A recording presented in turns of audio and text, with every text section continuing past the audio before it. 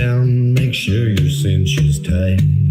Horse is kinda snuffy, cold chill up your spine. You'll get your ass moving, son, we're burning daylight.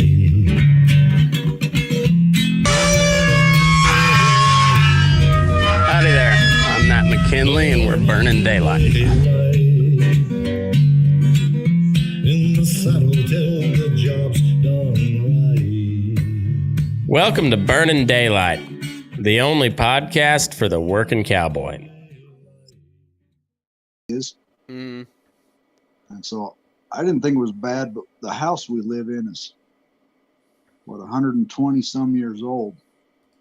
Oh, So it's not the best insulated. I bet not. We put in a fireplace and we were burning wood as well as running space heaters.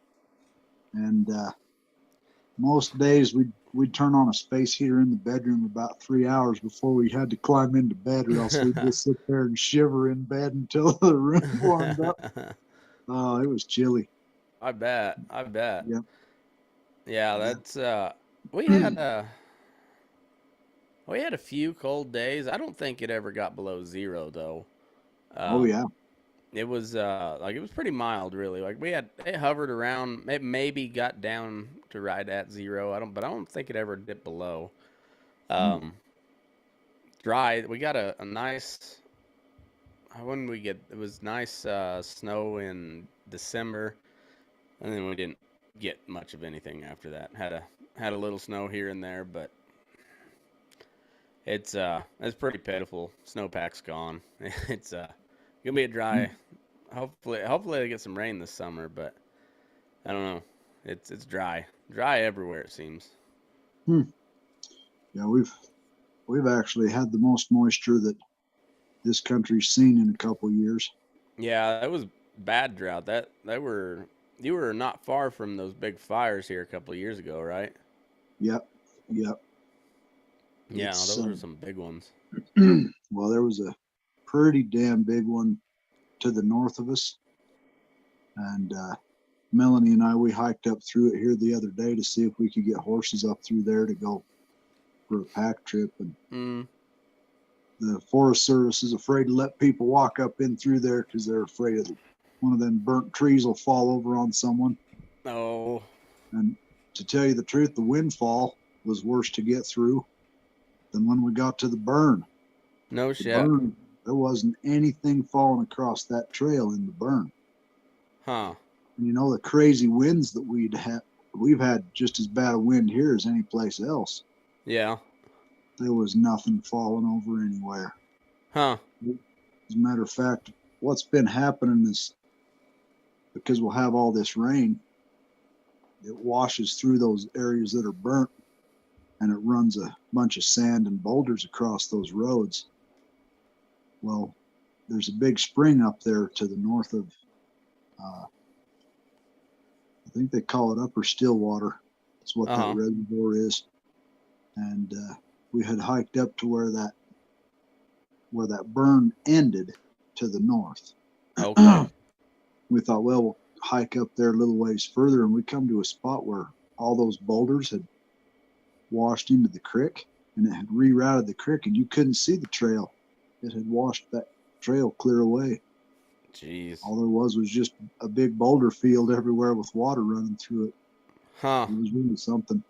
That's wild. Yeah, that whole country, they tell me, has changed because of the floods. Really? Yep. I don't know what it's like fishing up high, but for quite a while the fishing wasn't real great down low. It's just barely getting better. I don't know if you know, I like to fly fish quite a bit. Yeah, I've seen some of your pictures. I grew up out on the flatlands, so I never really developed the interest because it was quite a ways to anywhere where you could actually do any fly fishing from where I was. Well, I'll tell you, Matt, for me, it never was about catching fish, you know, which is probably a good thing because I suck at catching fish. But I just like to be up there in the wilderness, and, you know, it's not hunting season, so you can't shoot anything. So there's something to do. And fly fishing has a lot to do with whipping that string around, Yeah. and perfecting that and landing it in different spots. So it's a lot like roping for me. Mm. And I absolutely love to rope. Yeah. So I have started to learn a little bit about fly fishing to where I can catch fish now. Yeah. But it's taken me a while to figure it out, right? I mean, there was a gentleman kind enough to take me aside and teach me a little bit, and it wasn't too long I was catching fish. But man, I'll bet you it was over a year before I could consistently catch anything. Huh. Yeah, I mean, it's like hunting for fish. Yeah. It really is.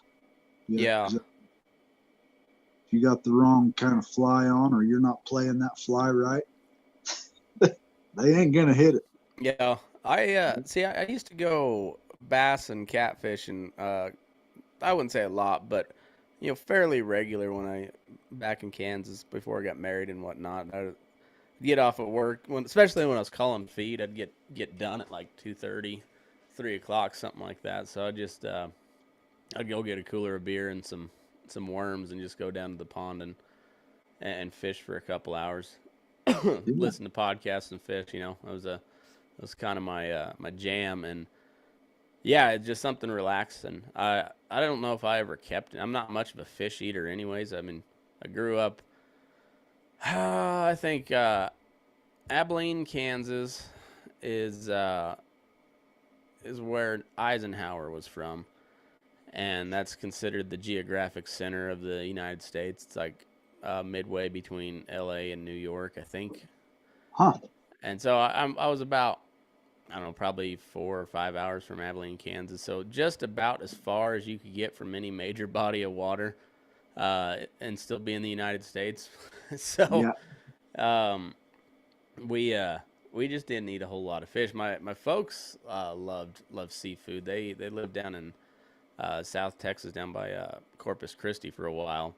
Oh yeah. And they ate a lot of seafood down there. But yeah, not in southeast Colorado. There's a few rivers here and there, but they were quite a ways from where I was, and Yeah. I've never been a big fan of bass to eat. They're pretty fun to catch, but I wasn't a big fan of eating them. So catfish is pretty good though. Catfish, get a good beer batter on catfish. That's pretty tasty. Oh yeah. Yeah. Oh yeah. So generally speaking, I don't catch many bass. Generally, I'm just hunting trout. Mm. And this is good trout waters up here. Oh A yeah. lot of, oh my gosh, there's a lot of little streams, and the number of lakes in this country, it'd blow your mind. If you Oh looked on a man. map, there's just lake after lake after lake to the north of us, and we're actually a little bit more north of Duchesne, Utah, than Okay. any place else. So we're just at the foot of the mountains. Mhm. And when I say at the foot of them, I mean it's starting to be some real pretty country right through here. A lot of Yeah. pine trees. Mhm. You go up the road about, I don't know if it's even 20 minutes away. You can be in pretty good fishing waters, Yeah. and if you put some time in, you can get into a lot of lakes. Just what they call the high mountain lakes up in the high Uintas. Yeah. Pretty impressive, really. Oh, I bet. Yeah, Yeah, those mountains over there are really neat. That's really neat country. yeah, it's kind of cool. It'd be nicer if there was more cowmen over here. Oh, I know it. There, there's a handful of them. Mostly a bunch of oil field folks that have cows, Mm. and once in a while you'll come across a buckaroo. A lot of wannaroos around this area. Yeah. Lot of them, and I don't know why. I'm not sure. I was around it long enough that, to me, there's piss poor hands in every end of the cow business. Oh, yeah. And it seems like a lot of guys want to be buckaroos, and I'm just like, what difference does it make? If you're a hand, you're a hand. I Yeah. don't care if you got rubber on your horn. If you know what you're doing, you can rope with 30 feet of rope and get the job done. More power to you. Yep. I use 60 foot of rope because I ride slow horses. I was telling my brother-in-law this weekend. I said I'm at the point in my life I've accepted I'm not going to be the best roper out there. I'm not going to be the best bronc stomper out there. I'm not going to be the best horseman, but you could drop me in just about any situation and I could probably get by. I don't know if I'll be the best one out there, but I probably most likely won't be in the way all that much. And and I feel pretty confident about that I could at least hang with just about any situation. Yeah, that's me. I get around guys around here, and I had a guy walk up to me the other day. All I was doing is helping them brand, and they needed to process a few head of bulls after we were done. And we're pushing bulls up this alleyway, and of course everything's on foot because we're just crowding them up the alleyway through the crowding pen. Yeah. And this guy steps up to me. He's like, "You're a pretty good hand," and I was like, "Whatever," you know. I get by, and I just try to get the dang job done. Yeah. If somebody thinks that I'm a good hand, they probably haven't been around too many really good hands. That's kind of how I feel. Like I just try not to stick out one way or the other. I know I'm not good enough to stick out on the real handy side, but I think I'm good enough to where I can kind of blend in and just kind of not be noticed one way or the other. Right. I like the way Tom Hodson looks at it. He told me, he said, what matters is the guy shows up to work. Yeah. That's the bottom line. A lot of times that's true.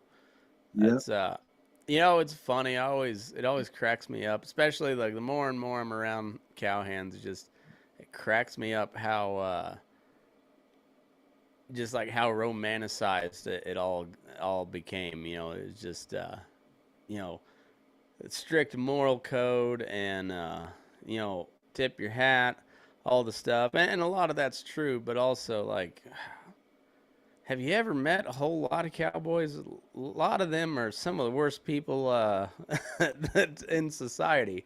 But damn, they can rope pretty good. So you let them, you kind of let them hang around. Oh, for a lot of years, that was something I would tell people is that the hardest people I ever had to get along with were buckaroos. Yeah.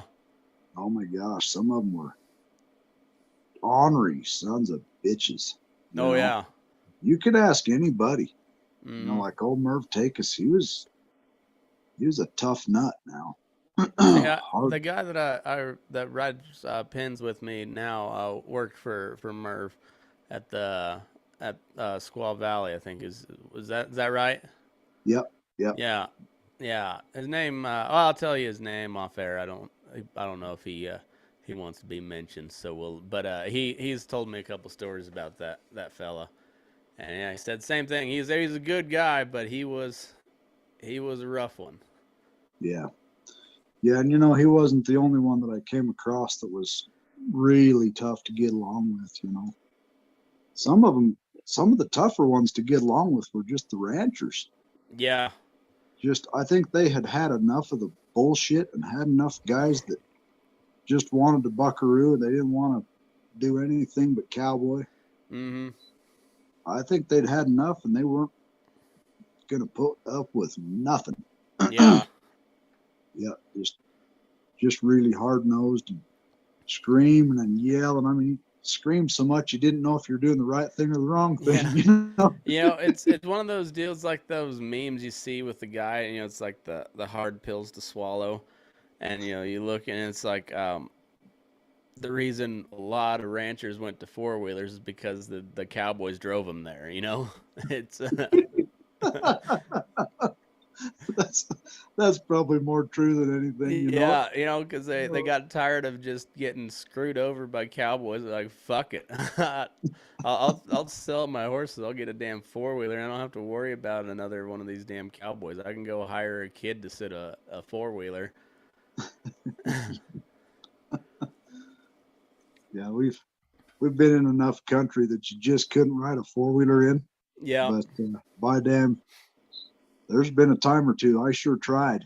Yeah.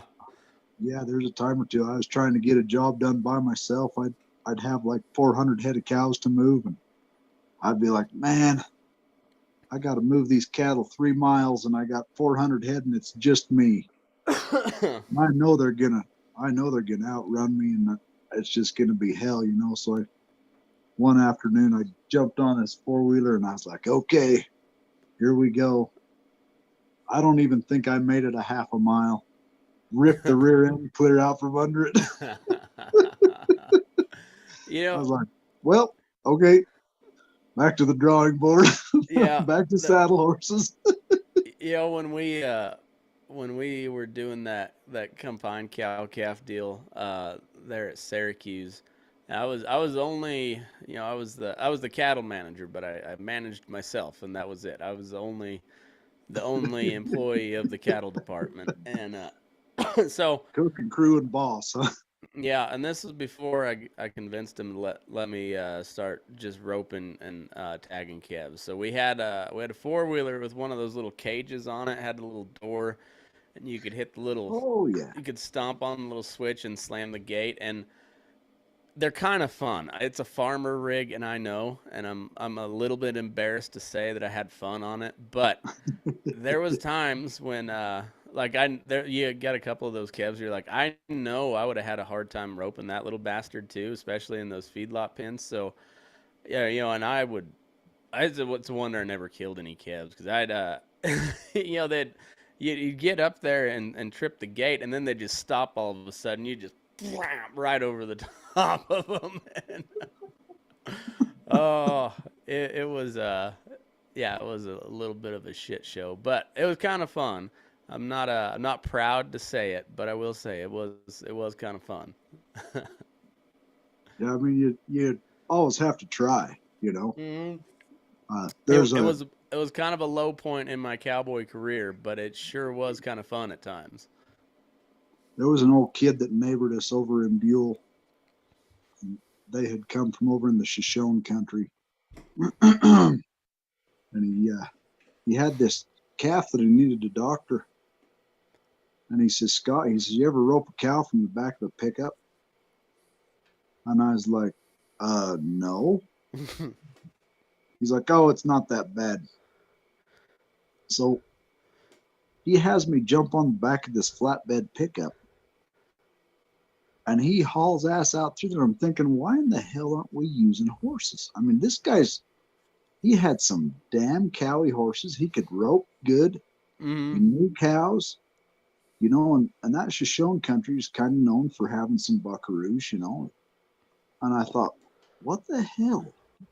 Why are we roping this cow off a pickup?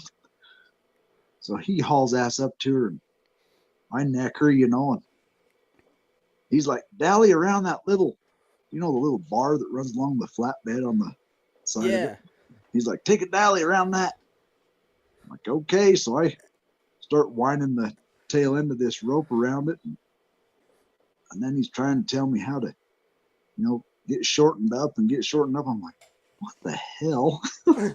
I've never battled to get a cow doctored so hard in my life. Trying to get short, and she'd run back and forth and crash into the pickup and pinch you around the side of the bed. Oh my word. I was like, this is absolutely not worth it. Oh, So, and when it's one of those deals when you could just loped up there, threw a loop around her neck, and let her choke you out about, you know, at about 30 feet out there, and then lay her down. yep, easily, Yeah. you know. And still to this day, I'm sitting here wondering why in the world did he want to do it that way?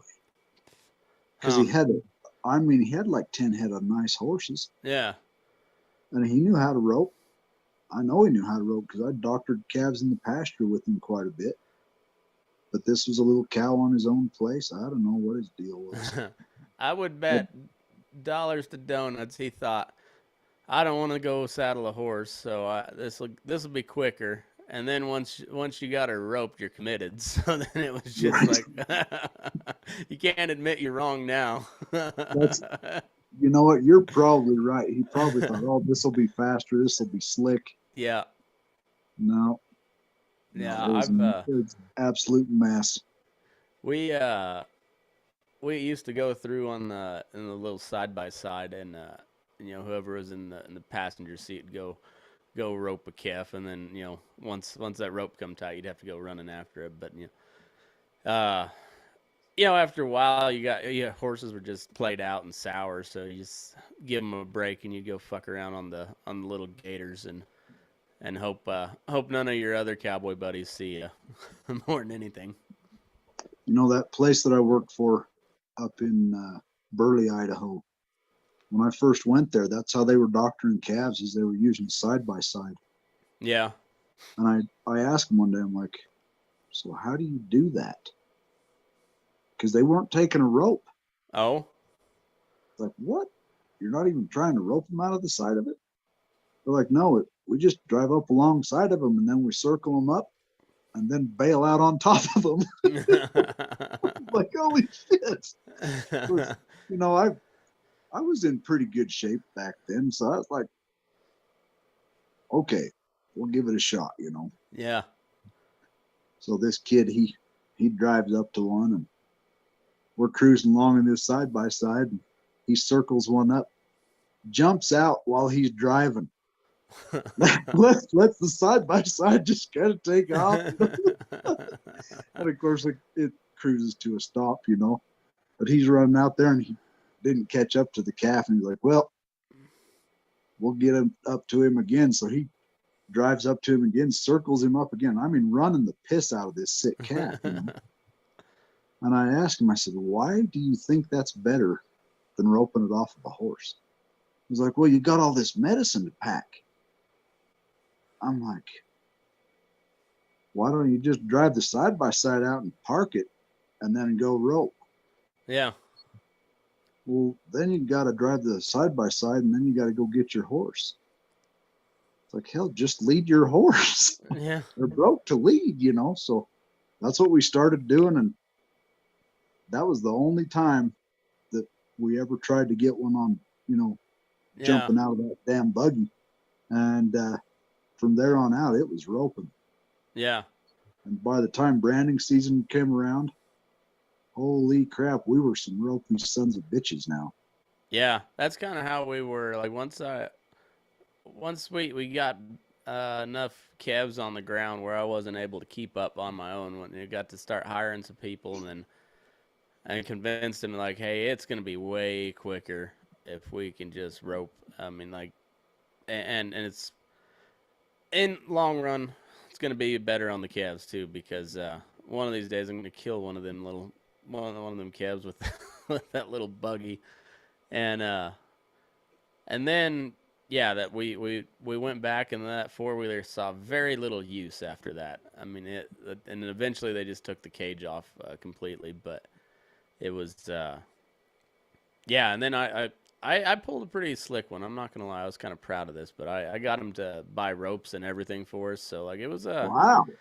I was doing everything I could to get some of the guys the good hands that worked outside to come work in a feedlot. So I was getting all the perks I could, and we were buying nice, like like good, before I started roping with the long ropes, but like we were buying nice, like classic spiders and shit, like pretty pretty nice ropes, and the company bought them all. So and yeah, we got pretty good at roping calves. It was yeah, that was probably the single biggest jump in my roping ability, was that once we started tagging calves, just roping and tagging them, and doctor and whatnot. It was, yeah, I got way better than I was before.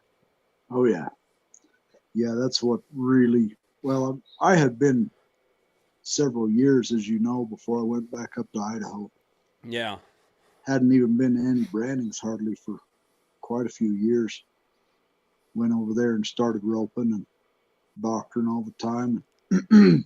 We didn't just have to doctor those baby calves. We had to go doctor in a feed yard as well. Mm. So it wasn't too long. We were roped up pretty good. And then branding season come around. Started getting a little bit ropier, Yeah. I actually started trying to pull out some of the fancy loops again and throw some of the big old nasty hip shots and a lot of the not a lot of Del Viennos, but just that kind of Yeah. fancy looping, you know. And Turnover loops. yeah, it all started to come back together for me. But shoot, this year, I think it's been 6 months since I did any roping, you know, before branding season started. Mm. So once branding season rolled around, I was kind of rusty again. Not bad, Yeah. not like it had been years, you know. And so it took me a minute to get roped up again. Now I feel like I'm back to my normal self. Not that I'm some kind of roper, but I feel a lot better about it now than I did, you know, coming out of spring. That's always the tough part is when you first break out in the spring trying to rope and you haven't roped anything all winter. Oh yeah. Kind of get a little bit, just a little rusty, you know. I know. I'm flying solo for the next 3 or 4 days here, so I'm gonna break out the GoPro again. We got nothing but crossbred dairy steers and Holstein heifers, so and it's real slow right now. So I'm just gonna take my time and rope shit just to rope shit. There you go. Yeah. So do you guys generally rope to doctor over there? No, we got since they're all customer cattle, and then like even on the beef side, they're mostly one owner. But even then, when it's like a family operation, so there might be 3 different owners in one set of cattle, and so we got to keep pretty precise inventory. So everything goes through the chute, unless they can't. You know, they have no qualms doctoring in the pen, but they, you know, they like to run it through the chute so we can get us all the information that they need anyway. So, but yeah, they got no problem with us using a rope, and if something's going to be easier to just to doctor in the pen, you know, like say you get something with an abscess like right on the shoulder, like there's no sense trying to run that through the chute because you're going to have to catch him with his front legs out, and he's going to beat you to death with his head. So you're better off just to rope him, stretch him out, and just do it out there in the pen. And so like my boss do my job, and it's pretty nice. Yeah, that's good. So I'm trying to figure out where you're located exactly. Okay, so we're about an hour and a half south of Reno, or about an hour south of Carson. So if you take 395 out of Carson through Gardnerville, and then right before like 395 will there's a junction there, and then 395 will go on over through Topaz Lake and then into California right there. If you take that other spur, that little highway 208 will take you down into Smith Valley, and that's where I'm at. Okay. So we're like the 2 valleys over from California, basically. So there's some pretty good cow outfits around there. It's a lot of family owned stuff, and yeah, they're not bad. They're pretty, for the most part, pretty traditional, you know, buckaroo style. It's a head and heel, just about everywhere. Oh yeah.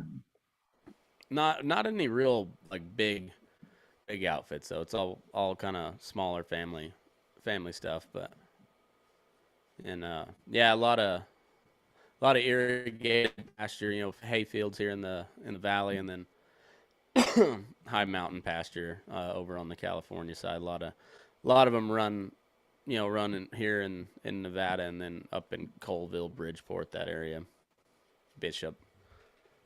Okay. Yeah. So did you make it over that Bishop Mule Days? I haven't yet. I want to. I hear that's a good time. Yeah, I'd kind of like to get over that way and check it out sometime. I would Haven't gotten too. a chance to yet.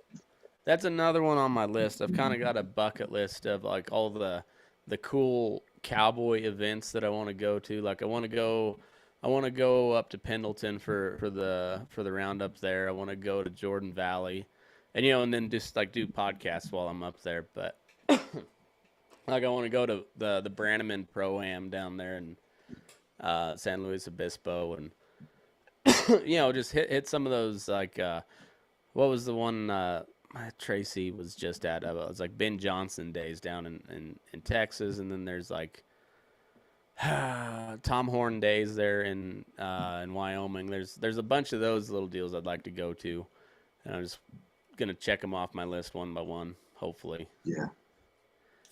Yeah, that'd be pretty cool. I've been to a few of those, but I've always wanted to go to what's the big roping that or not roping, but the big rodeo that they have out in Wyoming that's all outdoors. I mean, it's all out of the arena. Is that up in KC? Is that where that is? I don't remember now. I've always wanted to go watch it though. It's where they get on their bucking horses from another horse. Yeah. Yeah. Yeah, that might be Tom Horn days. I'm not for sure, but Maybe so. there's some cool events like that, and I'd like to do some like goofy cowboy events too. Like that deal I was saying, like the other day I had one where like it was it's a ranch rodeo, but whoever's on the ground has to wear one of those like inflatable sumo outfits. What? Yeah. Imagine the kind of wrecks you would have then.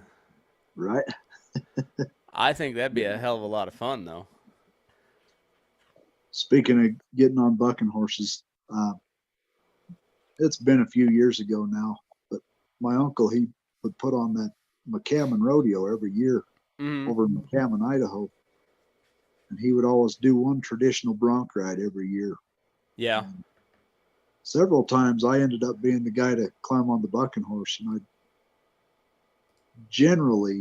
I'd climb on a pickup man's horse, and then I'd climb onto my bucking horse and then make my bronc ride. Uh-huh.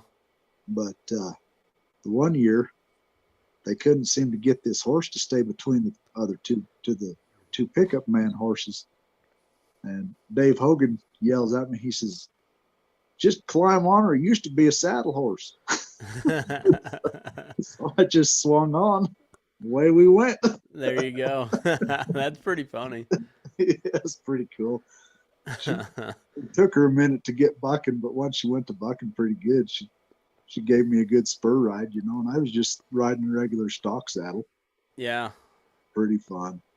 A lot of those old time rodeos, they didn't really have a time limit. It was just kind of you rode until you thought you either got bucked off or you thought you put on good enough show to win it, and then you jumped off. But like there's sometimes they'd ride for 30 seconds to a minute or something like that. And, a minute's a long damn time when a horse is bucking. That's a long time to ride a bucking horse. Yeah, if you've got a horse that's bucking good and hard for more than 30 seconds. Yeah. Both of you are working your tails off now. Yeah. And it's funny is most of the time you both get weaker as you go, but some of those old horses, they seem like they just grab another gear. And old Mr. Ted, this old fella from Oregon that lives here in the valley, I was riding a horse for him, and after about the 6th time I think she threw me, I told Mr. Ted, I hate to leave. I was like, this a terrible spot to leave off on a horse, but she just seems to not be weakening, and I am weakening rapidly. I was like, I don't see me winning this fight today, so I'm gonna throw the towel now.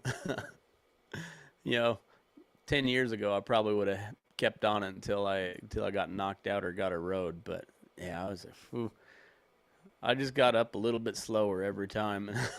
I think I'm good. This is I won't gloat on this story, but I'll tell you, Scotty Satterthwaite cut a horse to me back when I was on the Spanish Ranch. They called him Bomber. Mm-hmm. And, I asked Scott after I went for a bronc ride on this horse one day, so why did they name that horse Bomber? And he says it's because when they started him, he says there was 8 cowboys on my crew. And he says 8 of those guys climbed on that horse consecutively and would get bucked off. And he said 2 of them climbed on him again. He said 10 guys got farted down off that horse before they got him rode. Jeez. And I learned why they called that horse Bomber, because, I mean, you talk about buck hard now. Yeah. Ooh, he'd make your freaking fillings fall out of your teeth. Yeah. That that little mare of Mr. Ted's, like, she didn't do anything just out of the ordinary. She you know, it was more just like a really hard crow hop. She just kept after it, you know, and that high crow hop's probably the hardest thing to catch a rhythm, you know. Like, it's not hard to ride, but it's hard to get into a rhythm and really inflict any punishment on them. If and you know, that's kind of that's kind of my MO if we're you know, if they're bucking. I don't really want to make a fancy ride. I like to just get them covered and make it miserable while I'm doing it, so they don't want to do it again. And I'm not very good at making it miserable for them. Usually I just grab a hold of anything that's got, you know, a handhold of some kind, and I just try to weather the storm. Yeah. There's some of them, that's all you can do, because they're too strong to pull their head around or get their head up. So you just gotta, give them their head and just try to stay on. Yeah, that old Dave Best taught me a trick years ago, and I had never had to do it for a long time. I had a little horse over at the Sunlight that he could damn sure buck me off. Yeah. He bucked me off a couple of times one day. And I mean, I windmilled out there a long ways. When I hit the ground, I mean, I was hurting. I was hurting bad. I was like, man, I got to get this horse rode. And I kind of started the war on that deal. I mean, I'll admit it. Been listening to TJ Simons talk too much about riding broncs, and I was like, let's ride a bronc, you know. And yeah. I was kind of out of bronc riding shape. I hadn't been riding bucking horses at that time very much. When they cut this horse to me, they said he was a pretty good broke horse. And this is the first time that I had to ride him. I was out there going to go doctor some calves up on the hill. I was kind of up in this little draw by myself. I stepped on him, and he just kind of humped up real bad. And I didn't stick him hard, but I stuck him a little bit. He took a little jump, and I was like, you want a buck? And I really hucked it to him. Son of a bitch come apart now, and he sucked back and landed back in his tracks going the other way. And then he sucked back again and landed back in his tracks the other direction. So he was jumping 180 degrees and sucking back like a bull does, you know. Yeah. And dashboarded me pretty hard about that third jump, and I literally flipped off of this horse. I landed in a heap, and after this happened to me twice, I was like, okay, I got to get him rode. Yeah. I got to get these cattle doctored, and I damn sure ain't going to go home and tell the boss I didn't get it done. You know? Yeah. So I had, I'm trying to think what the strap was that I used, but I had a little strap handy. I think it was just a halter rope. Oh, okay. And I wrapped it around my stirrup leather on one side and buckled it because it was just that bull snap on a halter rope, you know. Uh-huh. Running underneath his belly. And then I tied it to my other stirrup leather. They call it hobbling your stirrups. Yeah. And so this has been the only time that I've had to do it. But I got it tied to that other stirrup leather, and I climbed in the middle of him, and he did his little trick again. Sucked back and sucked back and sucked back, and he did this about 10 times. And I was like, good hell, when's he gonna finish, you know? Yeah. And I was hurting pretty good because I mean he was really getting with it. Yeah. Well, he figured out he wasn't going to get me off, and he just lined out and started bucking like a good saddle bronc horse does, and I mean kicking high over his head, bucking hard. And we went for, I'll bet you, a good 400 yards, Huh. and he did not weaken. I Huh. mean, he just kept it going, and I thought for sure he was going to weaken, and he just wouldn't. And pretty quick, of course, the whole time I'm trying to put the iron to him as much as I can without having my feet able to move, Yeah. I just kind of ripping up on him, trying to Yeah. rake up. And we just kept on a bucking, and then he'd run for about, maybe 20 yards or so, and then he'd just really go to hogging again. And I was like, son of a bitch, is this guy ever gonna stop? We did this for probably a half a mile. And I mean, I was hurting. He I was beating bet. the hell out of me. Oh yeah. And I thought, wow, am I ever going to get anything doctored? And he finally kind of quit and went to doctoring calves. Well, every time I would step back on him again, the battle was on. He'd go to bucking with me and buck for about maybe 100 yards. Of course, now he was tired Yeah. and did not want to try, did not want to chase a calf. Talk about an ignorant bastard. After that, I did not want to ride him, period. End of story. I was like, shit, put him in somebody else's string. Yeah. But that's probably about the biggest war I've ever had with a horse. Yeah. And I don't know if you could consider it winning. That's yeah. I was damn sure cheating, Yeah. Yeah, I've had a couple of those where you're just like you try everything and you're just like I don't even know where to go from here. We've escalated it to the level that like if we go any further, like we're kind of at a moral dilemma and at that point. It's like I'm not real sure where to go from here without like really initiating a lot of violence. Yeah. You know that Dwight Hill, I worked for him riding colts years ago, and I had a little horse that, well, back up a step. We went over to Boise to put on a little clinic over there for some folks, and I think it was mostly supposed to be a bridle horse clinic Uh-huh. and horsemanship, but he ended up taking a horse that was bucking with people, and he's like, ready, Scott, you're going to be the human missile. And I was like, oh, lovely, Yeah, super. And I had been riding colts quite a bit and felt pretty forked, so I wasn't real worried about it. Well, he ropes a hind foot on this horse. I'd never had anybody do that before, Mm. So this horse goes to hogging and gets about 2 jumps, and Dwight takes a dally and, I mean, tipped this horse on its nose, and damn near, I thought we were going to go down. Oh my gosh.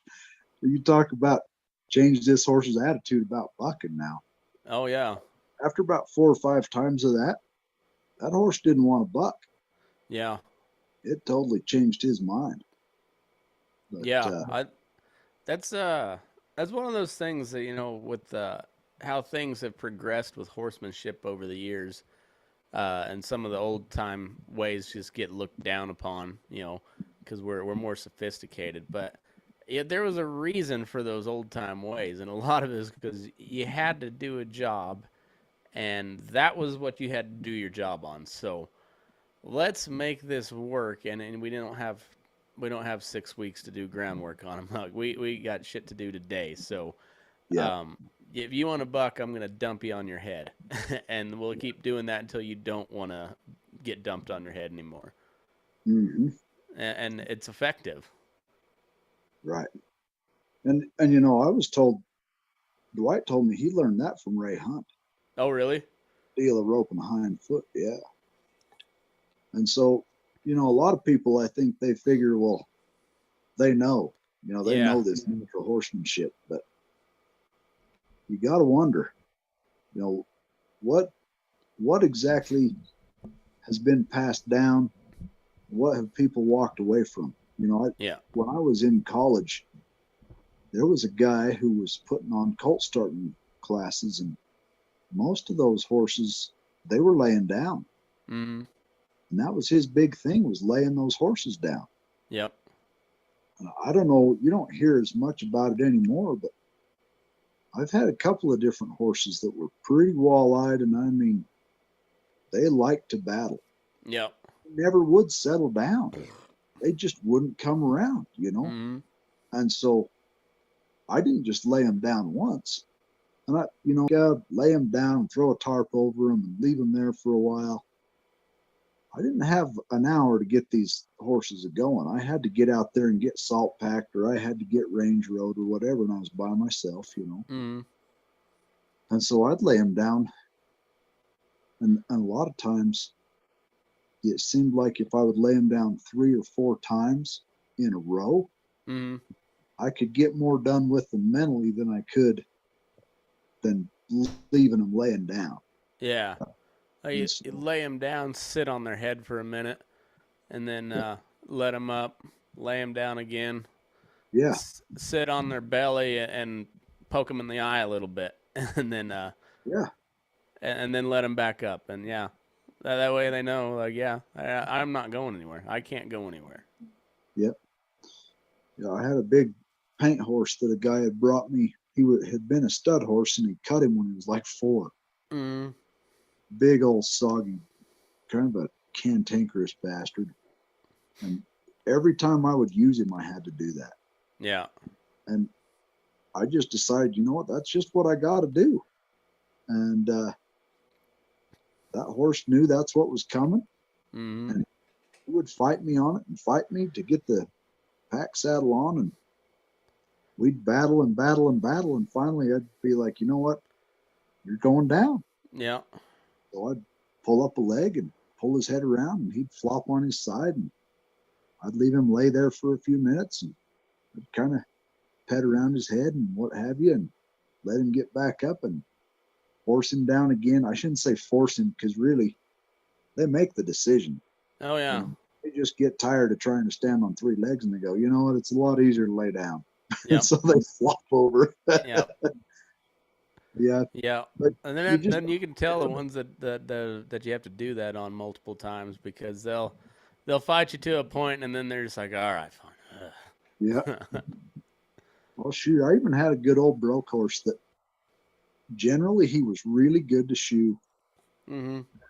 I had him on some pretty good pasture, and there was another kid that had been using him, and he'd been graining the shit out of him. The horse was as fat as a tick. And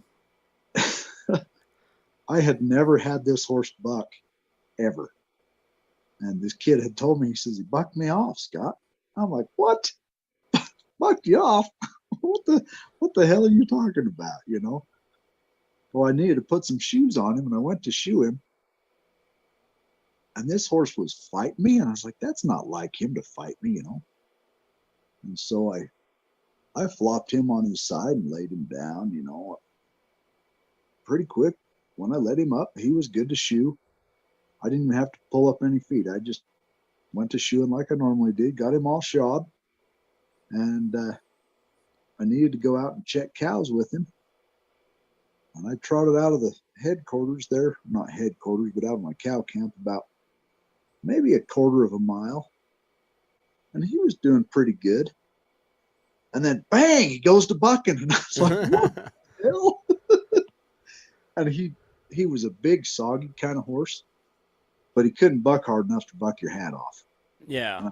I just remembered thinking, oh, it tells me how round-assed this kid was, Because if he couldn't get by that, he damn sure couldn't ride a regular bucking horse. Mm-hmm. So this kid, he tells me the next time I talk to him, he's like, yeah, I've been graining those horses. Why are you graining them? Well, I just thought, it'd be nice for them to have that extra feed where we ride them as hard as we do. And I'm thinking, man, they all look like they're about to founder. They're just heavy as they can be, But yeah, that's why they were so cantankerous. But dang sure laying that old gelding down made him better to shoe as well. No, I bet. Yeah. Those fat horses are hard to ride because they got all the piss and vinegar, and then the saddle don't fit quite like it's supposed to. And pretty soon you get to rolling, and you're just like, shit. You gotta like you almost gotta go the bull rider style and reach, reach, and Right? shift that saddle. You know. Oh, I can't tell you how many times I've had a saddle shift on me while Oh, I'm. It's it's usually not. Go ahead. always those fat ones coming in, first thing in spring, and they're just barrel fat and sassy and just wanting a fight too. Oh, I have this little horse I was starting over at the feed yard Oh, at it's the Smith feed yard, and this little son of a gun, he was kind of snaky acting, but you didn't know what he was going to do because he wouldn't let you know until you were in the middle of it, yeah. And we had a pretty nice spot to ride a colt there. It had this big arena. It was a big indoor arena, and they had it worked up and everything so that they could ride colts because all these kids I was riding with, they'd all ride colts besides riding in a feed yard. And so I step on this colt, and he had really good withers, and the saddle that I ride, it's a Larry Christensen saddle. Mm-hmm. And when I had him make it, I told him I was riding quite a few good withered kind of horses. And so it fit this colt really good normally. And I didn't cut him in half, I just pulled up my cinch and stepped on him. Well, I get about 3 steps and he blows up, and I mean jumps as high in the air as he can jump. And I could feel this saddle shifting. Well, he had good withers, like I say, so it wasn't shifting side to side. Mm-hmm. When he would hit the ground, it would slide way up his neck, and then he'd jump in the air and it'd slide clear back. And I was like, son of a bitch, this thing's gonna go over his head on me, And you've probably had that happen before. Oh yeah. So I keep thinking it's gonna go over his head. It's gonna go over his head, but he'd hit the ground and jump in the air again, and it'd set that saddle a little bit back. And he has a really good heart girth. I mean, nice and Yeah. fat, so it wasn't like it was going to come off the back end. But Yeah. good Lord, after about 10 jumps, he started to turn to the left, and I thought he was going to jump hard to the left, and I was like, shit, this saddle's going to tilt on me, and that'll be the end of me, Well, he's looking towards the alleyway that goes into the horse stalls. Mm-hmm. Had it open. We didn't have a panel across there. It was just open to go right into that alley, and that's where I normally would saddle him. And he's bucking that direction, and he kind of, after he started to turn left, he kind of lined out, and I was like, oh damn, we're gonna jump right into that slick concrete alleyway, And just then there's this kid, oh, can't remember his name off the top of my head, but anyway, pretty decent hand. He jumps out and yells, whoa, to try to keep that horse from running down the alleyway, We're bucking down the alleyway in that set of stalls. And that horse froze up. I mean, that fast. Huh. Just absolutely stopped. Huh. It's like, oh my gosh, thank goodness, because I thought for sure he was going to jump right or left. Whatever he was going to do, it was going to be the death of me. Yeah.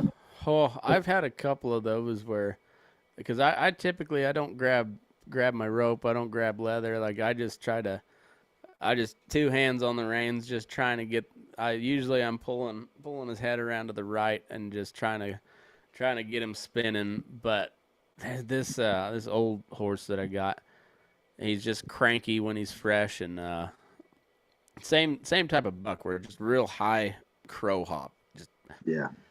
not hard to ride, but hard to, like, it's just hard to catch a rhythm. And all of a sudden we're loading cattle on the scale, and he'd been pretty snorty, but I thought he'd bucked once already, so I thought he was out of it.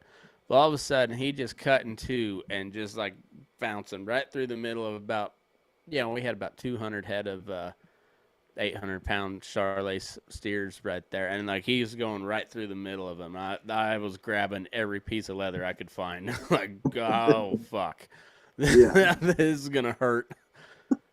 And yeah, then all of a sudden, like he gets about halfway through them and then just stops, and and then you're just like quivering. You're like, well, you did that to yourself, you idiot.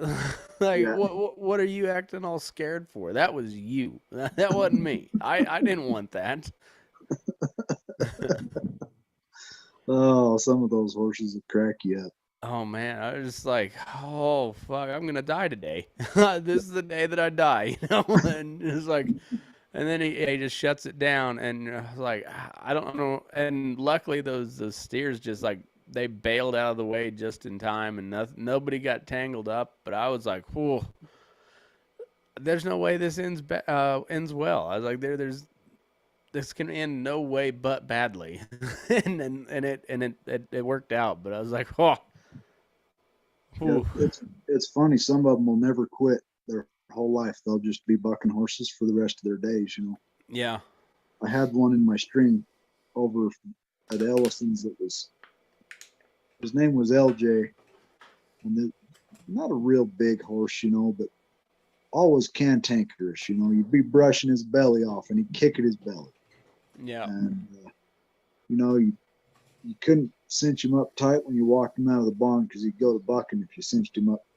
I mean, even remotely tight. So then you'd tighten up your cinch once you got out of the barn, and you knew you were going to have some kind of battle with this son of a gun. Oh yeah, every time. And it didn't matter what the battle was. You were going to go to battle. Mm-hmm. And at first, he'd buck with me, and he figured out that he couldn't buck me off. So the next thing was he would be difficult to get on. And when I say difficult, I mean the cow boss would crowd him against the corral fence, and then he would just sit there and snub that horse against his saddle horn between his horse and the fence. And I'd have to kind of climb underneath his horse's head and then slide up between there and climb on that horse and try not to get kicked while I was at it, because he was going to try to kick me as I was coming up. Then I'd get in the middle of the saddle. Well, after this horse had figured out he couldn't buck me off, of course it was a runaway. Yeah. And for a long time it was just runaway after runaway. And then I knew if he didn't try to run off, we were going for a bronc ride. Yeah.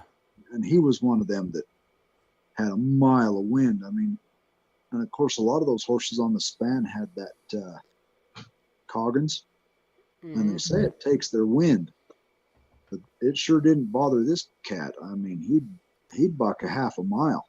Yeah. He didn't buck real hard, but he'd buck consistent for a half a mile. Just keep after it, huh?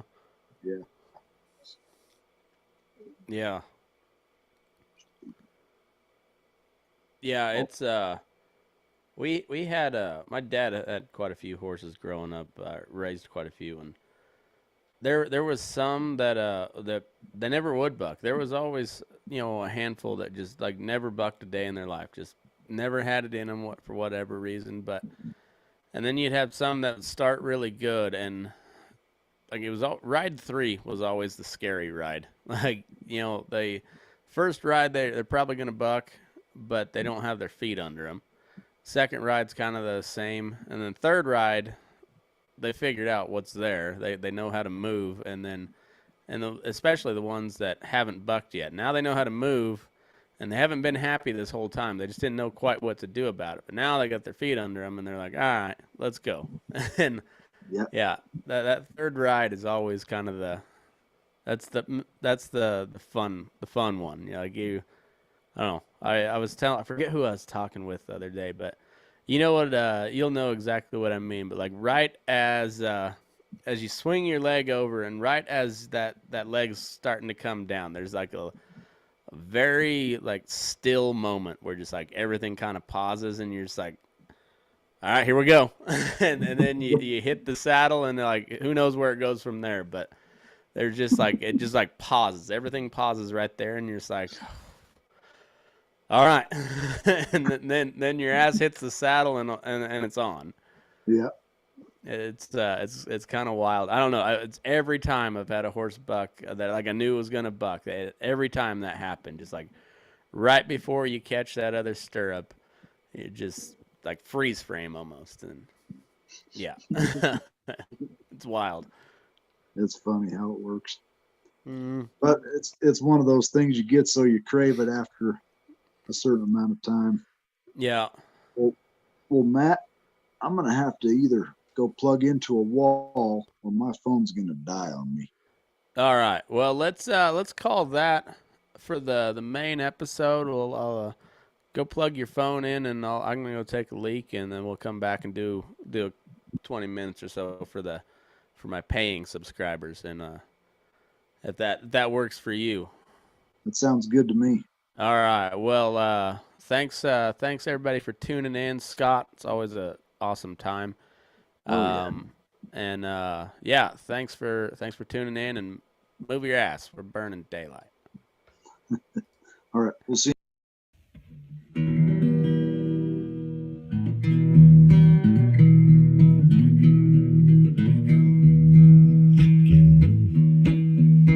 Your eyes up in the morning, beneath the stars so bright. Pull your hat down, make sure your cinch is tight. Horse is kinda snuffy, cold chill up your spine. We'll get your ass moving, son, we're burning daylight. Burning daylight. Burning daylight.